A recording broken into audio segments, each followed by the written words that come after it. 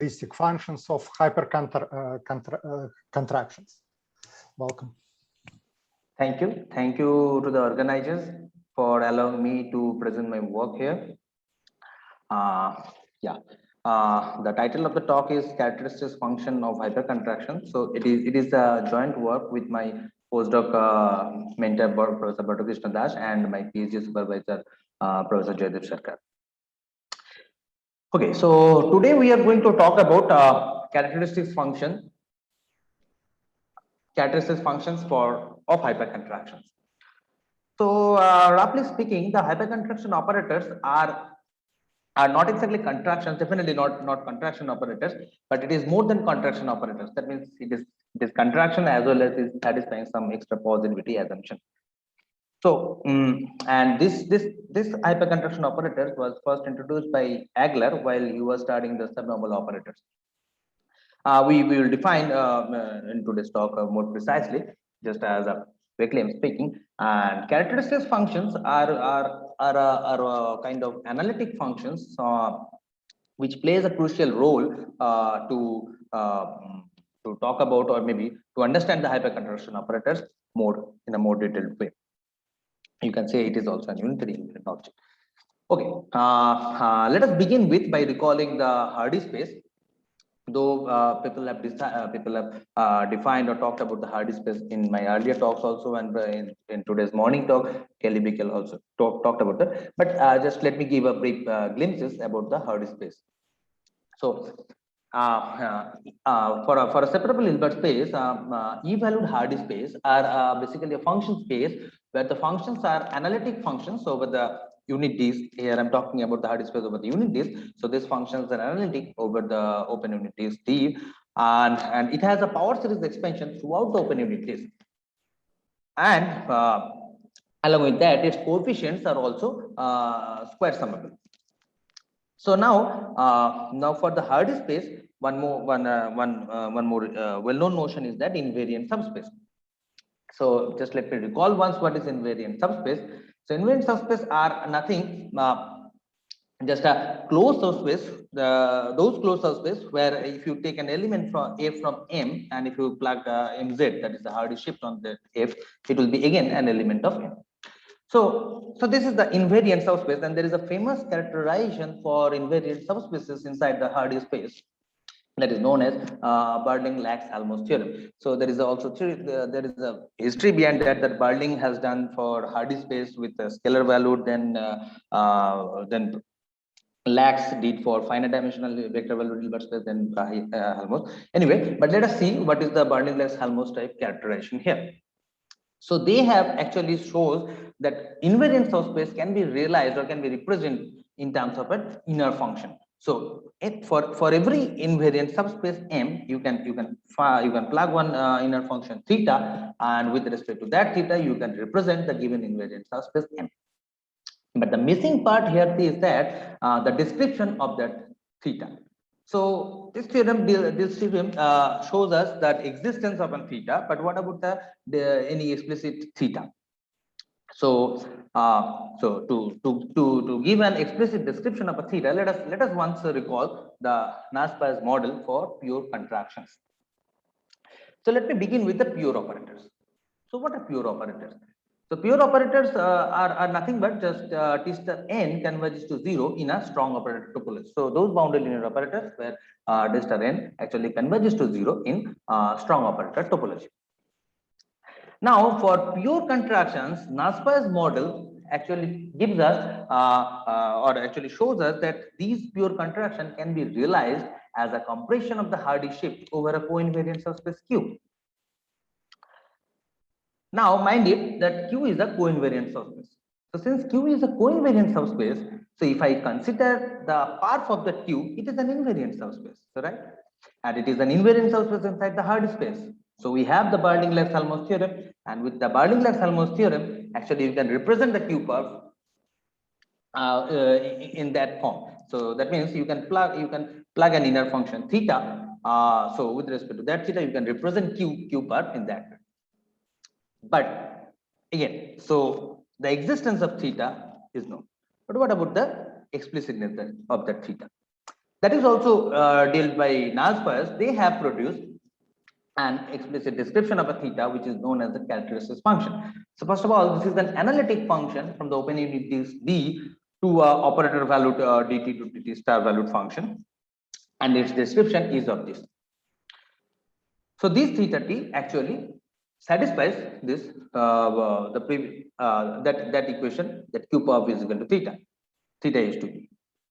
So now with respect to that theta t, actually you can modify the Nalspers model a little bit, and so the Nalspers model now turns to be that for a given pure contraction T, you actually that can be realized as a compression of a Hardy shift over a co-invariant subspace Q, where Q path is of this form theta h to T star.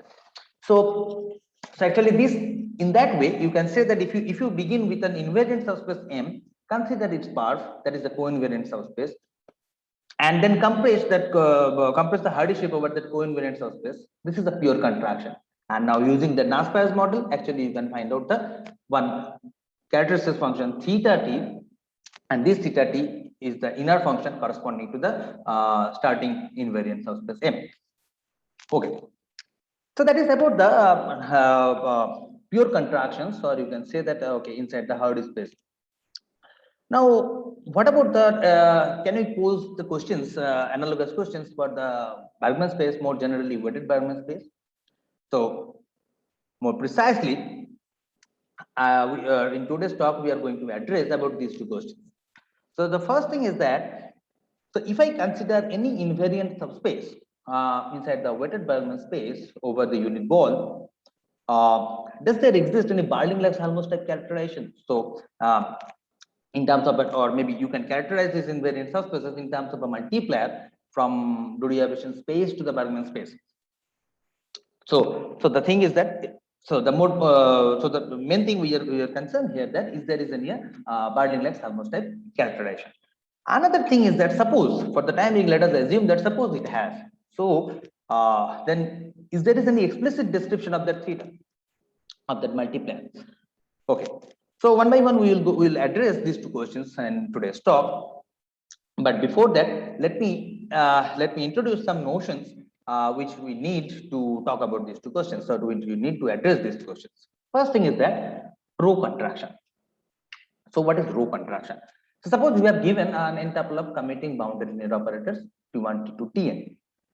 Now corresponding to that n-tuple of commuting boundary linear operators, consider the row operator from Hn to H, which is defined in the following way, that the tuple H1, H2, Hn goes to summation Ti, Hn.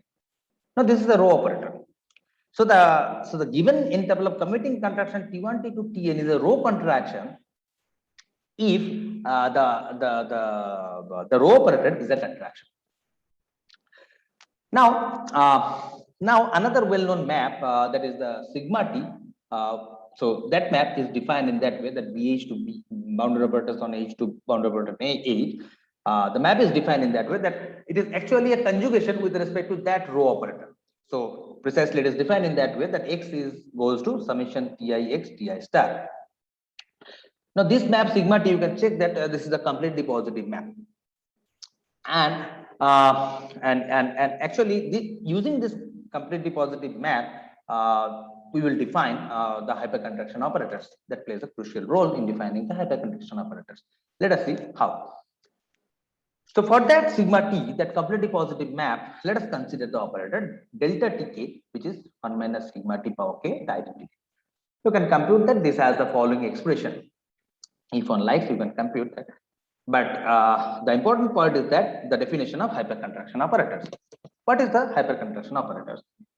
So corresponding to an n-tuple of commuting boundary linear operators, T maybe, so the T, if it satisfies these two positivity, that is delta T, so delta T k, if I plug k equals to 1, that means delta T1 is positive as well as delta Tm is positive. So delta T1 will give you the nothing but the row contraction. So if delta T1 is positive, that means the given n-tuple of commuting boundary linear operator is the row contraction. So for hypercontraction operators, row contraction is not enough. It should satisfy one more extra positivity, that is delta Tm. It is analogous to for if you go back to the one variable. So you will see that m-Hypercontraction operators for a given operator t or boundary operator t. This is an m-Hypercontraction if it is a contraction as well as it has a satisfies extra positivity. So analogous thing is happening to the multivariable case also. It is a, instead of contraction, it is a row contraction as well as it satisfies one extra positivity, that is delta Tm. Okay. Now the defect operators are nothing but the positive square root of delta Tn and the defect space at the range closure of that defect operator. Now the interesting thing is that if when a m-Hypercontraction satisfies this to positivity, the delta T1 and delta Tm, these two operators are positive, so automatically in between operators are also positive. That means delta Tk are positive for each k lies between 1 to m. That is result by Muller-Varsilius, that they have also shown that if you have first and starting and end positivity, then for all k lies between 1 to m, all positivities are there. Okay. That is about the m-Hypercontraction operators. Now, as we have seen that the notion of pure in one variable, now what in multivariable, what is the notion of pure operators? So the pure m-Hypercontractions are like that. So that sigma t power k at identity, this has to goes to 0 in strong operator topology. So that is the notion of pure m-Hypercontractions. Now, since we are posing the questions inside the weighted Bergman space over the unit balls, let us see one glimpse about the weighted Bergman space. So weighted Bergman spaces are also function space, but the functions are basically analytic functions over the open unit ball Bn, and it also has a power series expression of this form, where the coefficients are satisfying some kind of growth conditions. Another view another view of the weighted Bergman space is that it is a reproducing Hilbert space. So with respect to a kernel, you can visualize that because of kernel is unique for a Hilbert space. For a given kernel, you can construct only one Hilbert space, and its kernel function is of this form. That is 1 by 1 minus z inner w to the power L if you consider H. Okay. Now, if L equals to 1, this is give you the de-Rives space, which is people used to call that this is plays the role of the hard space in the multivariable setup. Anyway, so the de-Rives space is we are denoting de-Rives space in that form, that H2 and E. Fine. So that is about the Bergman space, and we have defined the pure m-Hypercontraction. Now let us see that what is the model for that. Model for pure m-Hypercontractions. That is given by Muller-Varsilius. So what they have shown that pure m-Hypercontractions can be realized as a compression of the Bergman shape over a coinvariant subspace Q, where Q is a coinvariant subspace of weighted Bergman space. Right? Okay. So now how they have given that, they have to produce that model, they have used an operator which is defined in that way. People used to call this the dilation map for pure m-Hypercontraction. Actually, it is nothing but it is an isometry. Pi m, the operator, you can check that this is an isometry, as well as it has an intertwining relations. That means pi m intertwines ti star and mzi star, and therefore the range of pi m is a coinvariant subspace. And it turns out that the coinvariant subspace Q, where we need to compress the weighted Bergman shape, that Q is nothing but the range of pi m. Since pi m is isometric, so range is closed, so that's the range of pi m, and it is a coinvariant subspace. Fine. So now we have understood that okay, pure m-Hypercontractions can be realized as a compression of the weighted Bergman space over a coinvariant subspace. Now the question comes to the picture is that so here Q is a coinvariant subspace, so therefore Q parp is an invariant subspace, right? Joint invariant subspace here. So is there any analogous representation or like a Bernoulli-Helmholtz type, which I have? So now I'm going now let us give the answer of this question. The answer is that is yes. So actually there is a result by Sarkar, Professor Jadip Sarkar. So he has shown that okay, so any invariant subspace, that means closed subspace which are invariant of the Bergman shift, weighted Bergman shift, so they can be represented in terms of a partial isometric multiplier from a derivation space to the weighted Bergman space. The difference is here is that here is a partial isometric multiplier instead of isometric multiplier. Okay. So since we have this kind of representations, so if we go back to that Muller-Vasilevsky's model, so there is this Q co-invariant subspace. Now this Q perf has a representation of Berling-Helmholtz type.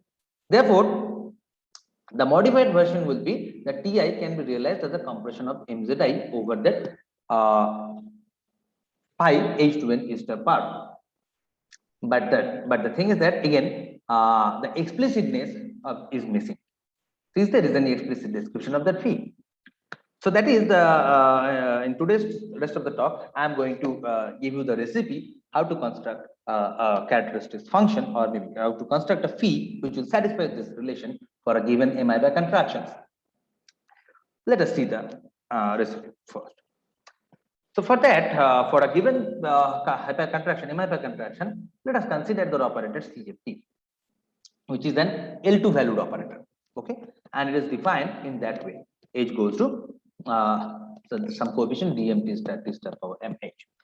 So the interesting fact to note is that if we consider the t star and cmt, that column operator, that is an isometry. And since this is an isometry, you can extend it to an unitary by adding an Hilbert space, and we will formalize this as a definition.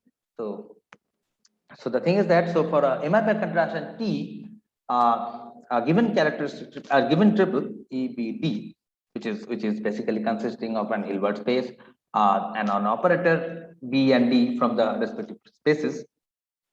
Now this triple is called a characteristic triple if the corresponding block matrix, that is T star CMT BD, which is from H direction E to H in direction L2 value, this is the unitary.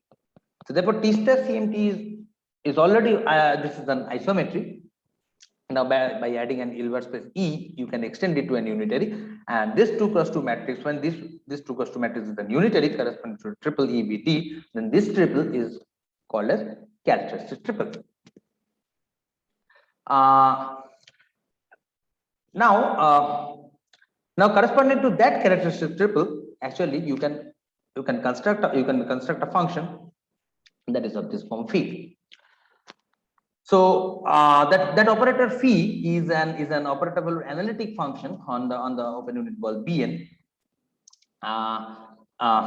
Okay, so that maybe looks like a clumsy things, but that is a way to understand that, or the construction is not that much complex.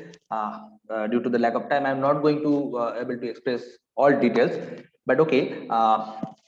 If I consider this phi, actually this phi will satisfy the following relation, that is I minus 1 by 1 minus z inner product w to the power m minus phi z phi w star by 1 minus z inner product w is of this form dmt star.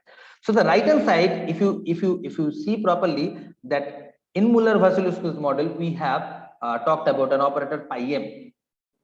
So yeah, that operator pi m. So this operator, now if I consider that pi m star on kernel spaces, actually with a little bit of computation, you can see that these relations is actually telling you that 1 minus mp star is equals to pi m star.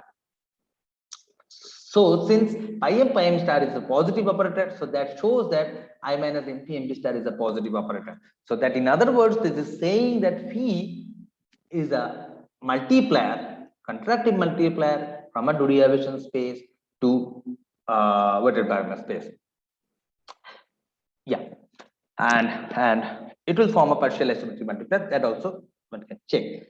So with these things, we can modify Muller-Vasilevsky's model in a form that, so given a pure m-Hypercontraction, so suppose and corresponding to a characteristic triple EBD, actually you can see that Q perf is equals to phi H2 and E. So that means this phi will satisfy these relations. So in other words, for a given m-Hypercontraction, we are able to give an explicit description of a phi in Muller-Vasilevsky's model. Okay. So yeah. Now let us see some applications or some importance of the characteristics functions for pure hypercontractions. Though there are many, here I'm going to tell you a few two important applications or maybe importance of this. First thing is that it is an unitary invariant object. That means for each m-Hypercontraction there is a unique characteristics functions, or in other words, with the characteristics function you can uniquely identify an m-Hypercontraction. Let us see this. So first thing is that any two row contraction T and R. So they used to say unitary equivalent if there is just a unitary U such that Ti's and Ri's are related by that unitary U. Now this is the unitary invariant. Now let me introduce one more notion, that is the notion of coincide. So suppose you have T and R, two pure m-Hypercontractions on each and each tilde. And phi T and phi R are two characteristics functions of T and R corresponding to two characteristic triple U1 V1 D1 and E2 V2 D2. Now we'll say that phi T and phi R, they coincide with each other if you have two unitaries, one from U1 to E2, another from DMT star, which I have defined as the defect space of T to defect space of R. And with respect to these two unitaries, phi T and phi R is related in that way. That means for each Z belongs to the unit ball. So phi T and phi TZ and phi TR, they are unitary in that way, that with respect to these two unitaries. So this is the notion of coincidence.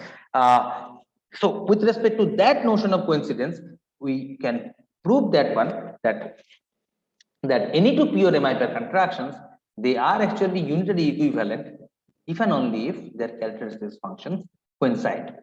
So in a sense that if you give me a pure m-Hypercontraction, there is a unique characteristics function in a sense of coincidence. Fine.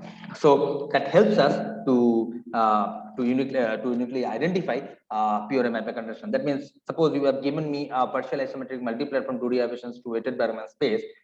If this given partial asymmetric multiplier, if it coincides with some characteristics function phi t, then we can say that actually you can cook up an m-Hypercontraction with respect to that phi by compressing the weighted Bergman sheet over the covariant subspace. That means theta is to a perp, and corresponding to that t,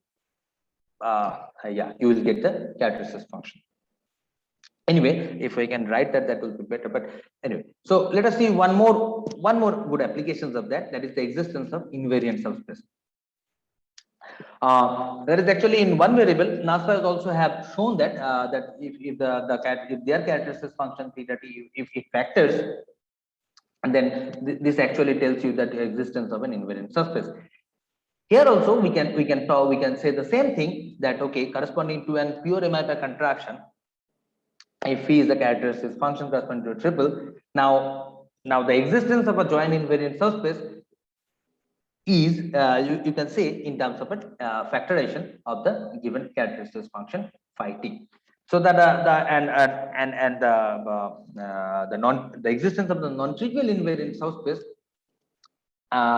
it will be guaranteed if range of one of the factor phi 2, whose range is neither equal to the range of the characteristics function phi t, and even not it is the whole space.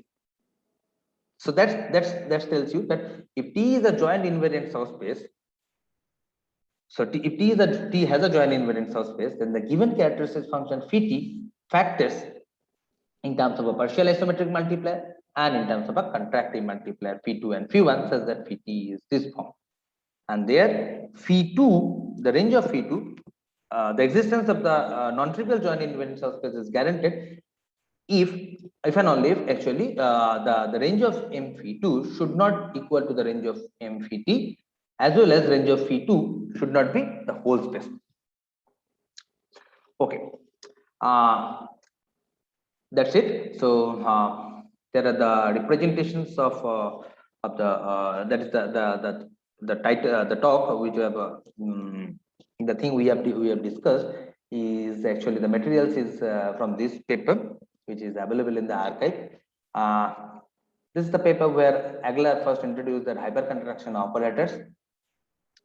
And for pure m-Hypercontraction, Muller-Vasilievsky have given the model for pure m-Hypercontractions that is available here in that paper, Muller-Vasilievsky standard model for some commuting multi-operators. And lastly, this is the result about the characterization of invariant subspace in the weighted Bergman space. Actually, he has given the existence of invariant subspace in a more general setup, but here we have required the result only for the weighted Bergman space. Anyway, so thank you for your attention. Thank you very much. Let's end this paper. Questions, comments, suggestions?